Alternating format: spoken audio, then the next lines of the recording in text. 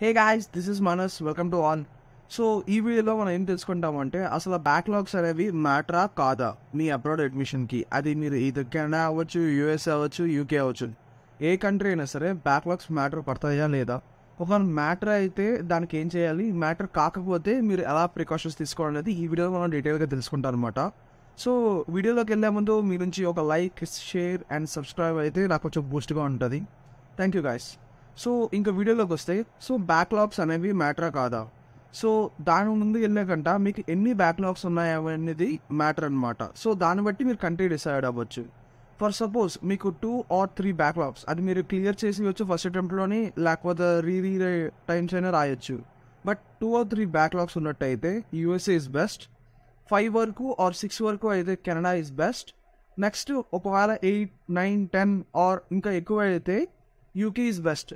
నేను అనొచ్చు, బ్రో నాకు ఒక 4 బ్యాక్లాగ్స్ ఉన్నాయి, మరి యూఎస్ఏ వెళ్ళలేనా, ఒక 7 బ్యాక్లాగ్స్ ఉన్నాయి కెనడా వెళ్ళలేనా అంటే దానికి ఒకే ఆన్సర్ ఉంది నా దగ్గర. దానికి ఏంటంటే నేను చెప్పింది బ్యాక్లాగ్స్ స్టాండర్డ్ సిస్టమ్ ఏంటంటే, నేను రీసెర్చ్ చేసిన తర్వాత టాప్ యూనివర్సిటీస్, మీకు చిన్న చిన్న యూనివర్సిటీస్ వచ్చేస్తాయి, నెక్స్ట్ డీసెంట్ యూనివర్సిటీస్ కూడా వస్తాయి. బట్ టాప్ యూనివర్సిటీస్ రావాలంటే ఇది వన్ లిమిట్ అనమాట ఎవ్రీ కంట్రీలో. సో నేను రీసెర్చ్ చేసిన దాన్ని బట్టి, సో అందుకని దీనిలో ఉండేటట్టు చూసుకోండి. ఇంకోటి అనొచ్చు, బ్రో ఇప్పుడు మేము ఆల్రెడీ పాస్అవుట్ అయిపోయాం, ఇప్పుడు మేము ఏం చేయలేం, సో మాకైతే 4 బ్యాక్లాగ్స్ 5 బ్యాక్లాగ్స్ ఉన్నాయి, యూఎస్ఏ కావాలి అని అంటే ఫస్ట్ థింగ్ మీరు ఏం చేయొచ్చు అంటే, కాలేజీలో ఉన్నట్లయితే మీ ప్రొఫైల్ని హోలిస్టిక్గా బిల్డ్ చేసుకోవచ్చు అనమాట. హోలిస్టిక్ ప్రొఫైల్ అంటే దానికి అర్థం ఏంటంటే ఓన్లీ ఎడ్యుకేషనే కాకుండా ఇంకా అదర్ కరిక్యులర్ యాక్టివిటీస్ అనమాట. ఫర్ సపోజ్ ఏదైనా కాలేజ్లో క్లబ్లో జాయిన్ అవ్వడం, లేకపోతే హ్యాకథాన్స్ విన్ అవ్వడం, లేదు అంటే ఏదైనా ఈవెంట్స్ కానీ ఏమైనా ఆర్గనైజ్ చేయడం కానీ, మీరు ఏ ఫీల్డ్లోకి వెళ్ళాలనుకుంటున్నారు. ఫర్ సపోజ్ నేను కంప్యూటర్ సైన్స్ అనమాట. సో నేను మాస్టర్స్ కూడా కంప్యూటర్ సైన్స్ వెళ్దాం అనుకుంటున్నాను. So computer science related hackathons ఉంటాయి, లైక్ లీడ్ కోడ్లో కానీ లేకపోతే కోడ్ చెఫ్లో కానీ అప్పుడప్పుడు రిలీజ్ చేస్తూ ఉంటారు. సో వాటిలో పార్టిసిపేట్ చేయడం, ప్రొఫైల్ని అప్డేట్ చేసుకోవడం, నెక్స్ట్ సర్టిఫికేషన్స్ చేయడం, అలా అప్డేట్ చేసుకోవడం. నెక్స్ట్ ఏదైనా కాలేజ్లో కోడింగ్ క్లబ్స్ లాంటివి ఉంటాయి, లేకపోతే కమ్యూనిటీకి ఏదైనా టీచ్ చేయడం కానీ, లేకపోతే చిన్న అంటే వేరే వాళ్ళకి ఎవరికైనా టీచ్ చేయడం, లేదా వర్క్షాప్స్, ఫ్రీ వర్క్షాప్స్ కానీ అండ్ కనెక్ట్ చేయడం, ఇలా చిన్న చిన్న విషయాలతో మీ ప్రొఫైల్ని చాలా బూస్ట్ చేసుకోవచ్చు అనమాట. సో అప్పుడు మీకు ఒకవేళ మీ దగ్గర బ్యాక్లాగ్స్ ఉన్నా సరే ఎవరు చూడరు అనమాట. అది ఫస్ట్ థింగ్. సెకండ్ థింగ్ ఏంటంటే, ఇదంతా మీరు కాలేజీలో ఉన్నట్లయితే ఏ ఒకవేళ ఏ కాలేజ్ తీసుకోవాలి, లైక్ యూసీ బెర్క్లీ అవ్వండి, లేకపోతే ఏదో చిన్న కాలేజ్ అవ్వండి, పెద్ద కాలేజ్ అవ్వండి.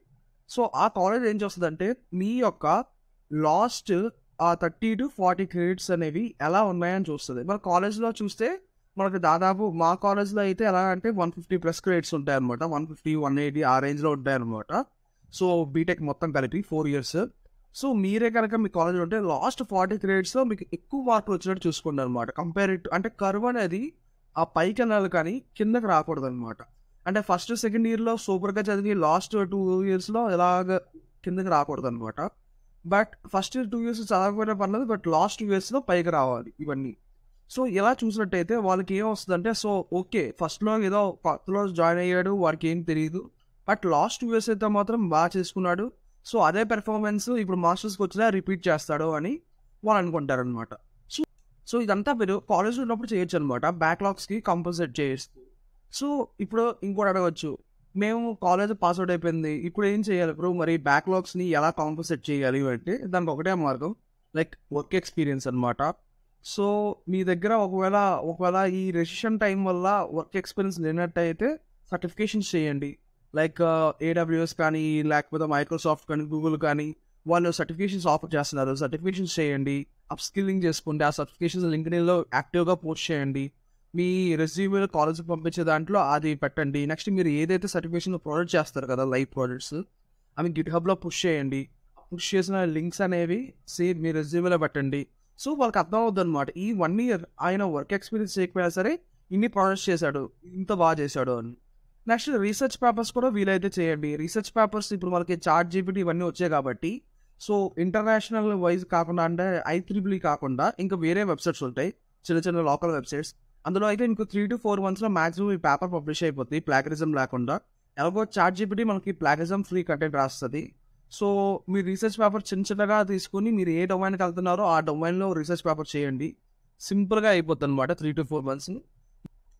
యుఎస్ వాళ్ళు స్పెసిఫికల్లీ రీసెర్చ్ పేపర్స్కి చాలా క్రేజీ అనమాట అక్కడ. అంటే మంచి వాల్యూ ఇస్తారు మీ ప్రొఫైల్కి. సో అందుకనే లోకల్ దాంట్లో 2 పెట్టండి.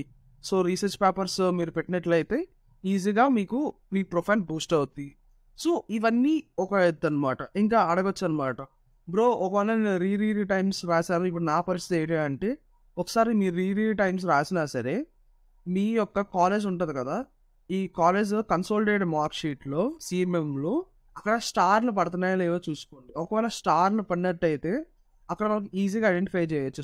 1 స్టార్ అంటే 1 టైం, 2 స్టార్ అంటే 2 టైమ్స్, 3 స్టార్ అంటే 3 టైమ్స్. సో మ్యాక్సిమం తగ్గించడానికి ట్రై చేయండి కాలేజ్లో ఉన్నట్లయితే.